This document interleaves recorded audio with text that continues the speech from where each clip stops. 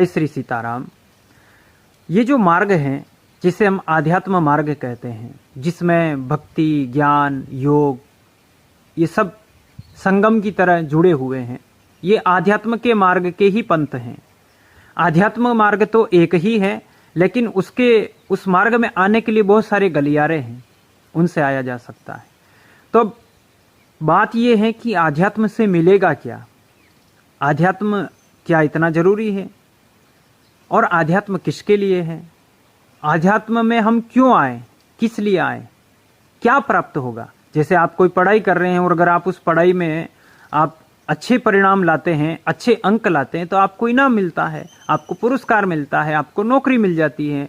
यहाँ जो संसार में आप कुछ प्रैक्टिकल करते हैं वो आपको प्राप्त होता है। लेकिन आध्यात्म में क्या है, क्या मिलेगा? ये साधु संत सब काम धाम छोड़कर जंगलों में जाकर बैठ गए हैं, ध्यान मग्न होकर बैठ गए हैं, क्या मिल रहा है? तो आध्यात्म उसके लिए है जिसने इस संसार में सारे भोगों को देख लिया, अनुभव कर लिया कि इनमें कुछ नहीं है, क्षणभंगुर है, सुख का केवल आभास मात्र है। चाहे वो धन हो, चाहे कोई पद हो, मान प्रतिष्ठा हो, चाहे रिश्ते नाते जो भी हो, इनमें जो सुख भासता है वो क्षणभंगुर है। ऐसा जिसने अनुभव कर लिया, सुना नहीं, जिसने अनुभव कर लिया। देखो, सुनकर जो इस मार्ग में आता है उसे जबरदस्ती धकेलना पड़ता है और अपने आप को और अपने मन को जबरदस्ती धकेलता है।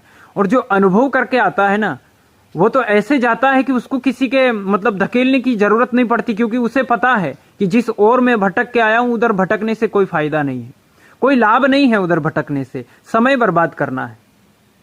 चाहे धन हो, मान हो, प्रतिष्ठा हो, संसार के व्यवहार हो, घर परिवार जाति संप्रदाय जो भी कुछ हो, वो भटक लिया है। अब भटक के भी भीतर कुछ प्राप्त नहीं हुआ, खाली का खाली है, उसके लिए आध्यात्म मार्ग है। उसी को आध्यात्म मार्ग भर सकता है, उसी के लिए भक्ति, ज्ञान, योग जो भी कुछ है। लेकिन इस समय क्या हो रहा है आप सोच कर देखिए।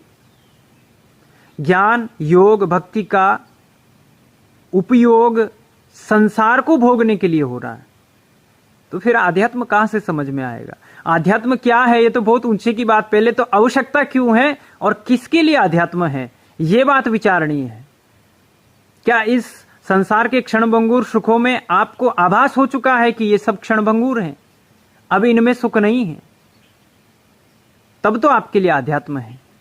जय श्री सीताराम। सोच विचार करिएगा।